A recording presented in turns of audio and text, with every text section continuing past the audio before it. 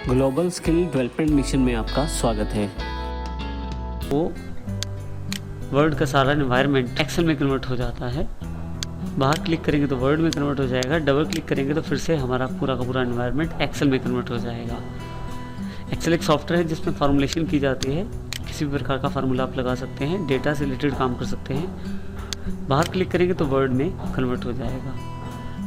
इसका अर्थ ये हुआ कि अगर आप वर्ड में एक्सेल से काम लेना चाहते हैं तो आप एक्सेल का ऑब्जेक्ट इसमें इंसर्ट कर सकते हैं। अगर आप नहीं चाहते तो क्लिक करके उस पर डिलीट कर दीजिए, वो चला जाएगा।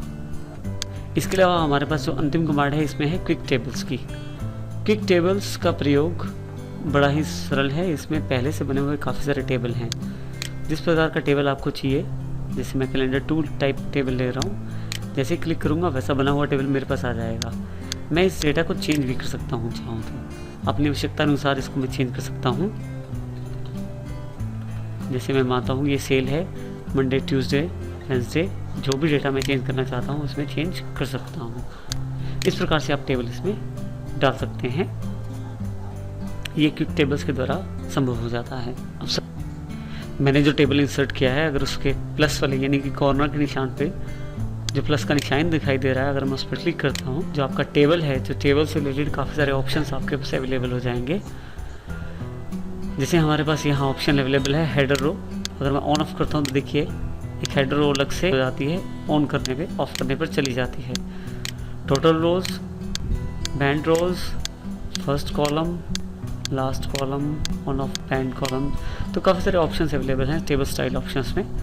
टेबल स्टाइल्स में इस तरह के कलर्स वगैरह अवेलेबल हैं जिससे आप अपने टेबल को और सुंदर बना सकते हैं। शेडिंग में आप अपने अकॉर्डिंग भी कोई कलर प्रयोग करना चाहें तो वो भी प्रयोग कर सकते हैं। शेडिंग में इसके अलावा बहुत सारे रंग हैं जिसका आप प्रयोग कर सकते हैं। इसमें बॉर्डर्स में फिर से हम बॉर्डर का प्रयोग कर सकते हैं, नॉर्मल बॉर्डर्स का, या जिस तरह का बॉर्डर आप एक पर्टिकुलर बॉर्डर चाहते हैं, सिर्फ टॉप के बॉर्डर का। अगर आप बॉर्डर नहीं चाहते तो विदाउट बॉर्डर, इस तरह से आप टेबल का प्रयोग कर सकते हैं इन बॉर्डर्स की चीज़ों को प्रयोग करते हुए। इसके पश्चात हमारे पास लाइन स्टाइल है बॉर्डर का। हम चाहें किसी भी तरह का लाइन स्टाइल ले सकते हैं। आप चाहें तो पर्टिकुलर लाइन पे क्लिक करके और चाहें तो बॉर्डर पूरा सेलेक्ट करके उसको लाइन स्टाइल दे सकते हैं।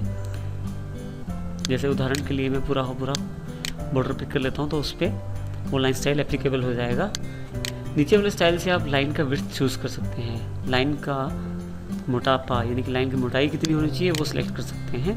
फिर से बॉर्डर पे क्लिक कीजिए, लाइन उस स्टाइल में आ जाएगी और बॉर्डर भी आपका उस स्टाइल में उपलब्ध हो जाएगा।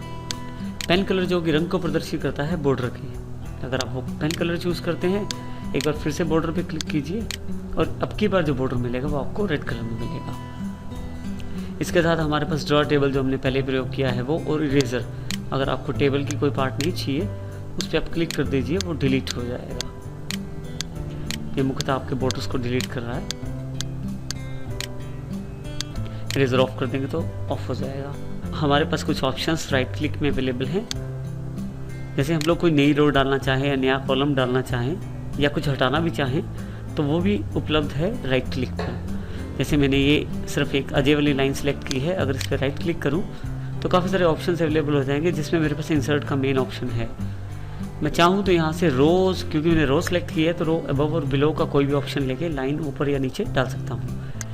रो अबव करूँगा तो लाइन ऊपर आ जाएगी और वैसे ही अगर रो बिलो कर दूंगा तो मेरे पास लाइन नीचे आ जाएगी। इसी प्रकार से मान लीजिए मार्क्स के साथ मुझे कोई कॉलम और चाहिए तो राइट क्लिक करूँगा। सेलेक्ट करने के पश्चात राइट क्लिक करना ज़रूरी है। सेलेक्ट करें फिर राइट क्लिक करें। कॉलम के लिए दो ऑप्शन है, लेफ्ट और राइट। अगर राइट साइड क्लिक कर देंगे तो राइट साइड कॉलम आ जाएगा नया। अब इस पर कुछ भी टाइप कर सकते हैं। आप चाहें तो लेफ्ट साइड भी कॉलम ला सकते हैं, insert column at left side के ऑप्शन के द्वारा। अगर आप चाहें कुछ चीज़ें अगर आपको नहीं चाहिए इसमें तो वो भी आप डिलीट कर सकते हैं। जैसे कॉलम मुझे नहीं चाहिए, मैंने इसको सिलेक्ट किया, राइट क्लिक किया, डिलीट कॉलम का ऑप्शन अवेलेबल हो गया मेरे पास।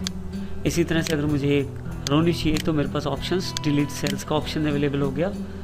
डिलीट सेल्स में मेरे पास काफ़ी सारे ऑप्शन हैं, जिसमें मेरा अभी जो, क्योंकि मुझे रो डिलीट करना है तो डिलीट एंटायर रो क्लिक करके ओके कर दूंगा। अगर डिलीट एंटायर कॉलम कर दूंगा तो पूरे कॉलम्स चले जाएंगे। इसी तरह से मुझे ये रो भी नहीं चाहिए, राइट क्लिक, डिलीट सेल्स और यहाँ पे डिलीट एंटायर रो। अब मान लीजिए मुझे ये वाला बॉक्स नहीं चाहिए, और मैं चाहता हूँ कि ये जो मेरे नीचे वाले नंबर हैं वो ऊपर हो जाएं।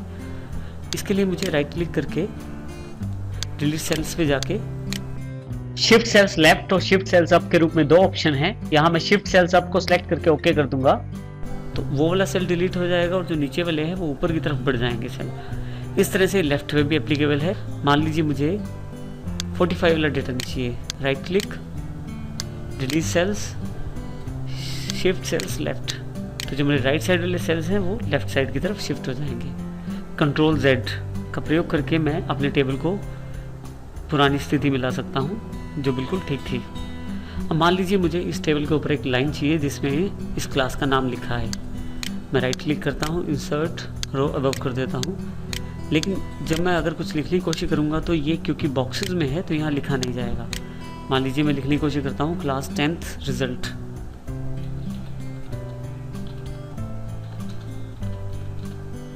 तो इसमें समस्या ये आ जाएगी कि आपके जो बाकी बॉक्सेस हैं वो बीच में आ जाएंगे, जिसकी वजह से हम लिख नहीं पाएंगे उसको पूरा। तो इसका एक विकल्प हमारे पास क्या है, हम इस रो को जिसमें 3 सेल बने हुए हैं छोटे छोटे, जैसे कि ये पहला सेल, ये दूसरा और ये तीसरा, इन तीनों सेल्स को सिलेक्ट करेंगे, राइट क्लिक करेंगे, हमारे पास ऑप्शन अवेलेबल है मर्ज सेल।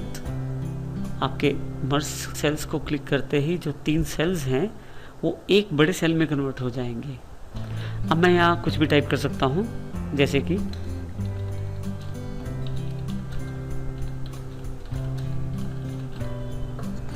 ऐसा भी संभव हो सकता है कि मुझे बिल्कुल इसके विपरीत आवश्यकता हो, जैसे कि मुझे यहाँ से हटा के जो एक लाइन बनी हुई है उसे 3 सेल्स में डिवाइड करना है।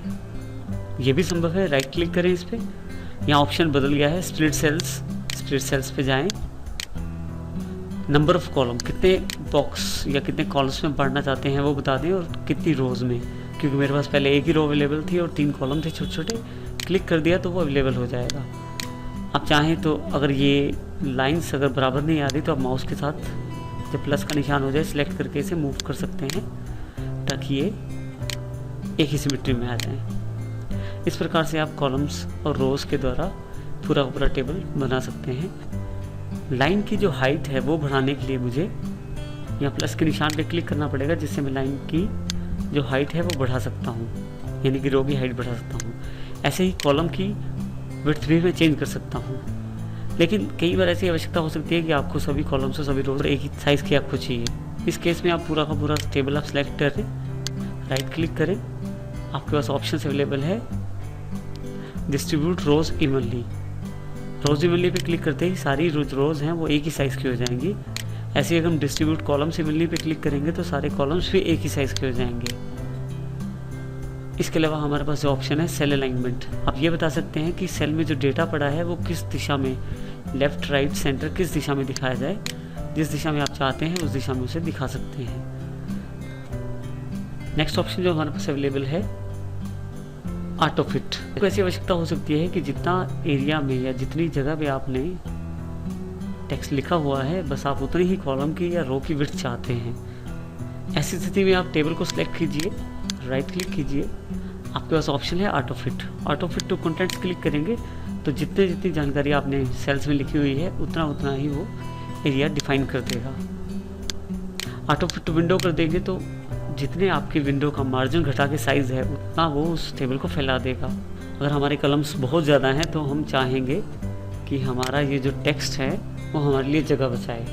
पहली जो आपकी हेडर रो है उसको सिलेक्ट करें, राइट क्लिक करें, यहाँ आपके टेक्स्ट डायरेक्शन दिखाई जा रही है। टेक्स्ट डायरेक्शन पे क्लिक करें, आप जिस डायरेक्शन का टेक्स्ट चाहते हैं उस टेक्स्ट डायरेक्शन को क्लिक करके ओके कर दीजिएगा। उस ओरिएंटेशन में आपका टेक्स्ट आ जाएगा, जैसे कि इस तरह से। इसमें मुझे क्या लाभ हुआ है कि अगर मैं अब इसको अपनी जगह बचाने की कोशिश करूँ तो मेरे पास काफ़ी सारी जगह इससे बच जाएगी। ध्यान से देखें तो इसमें मैं अपनी जो जगह है वो बच जाएगी। इसका लाभ ये हो जाएगा कि आप कम जगह में ज़्यादा जानकारी टाइप कर सकते हैं। इस तरह से हमारे टेबल्स के ऑप्शंस बहुत इंपॉर्टेंट हैं हमारे लिए।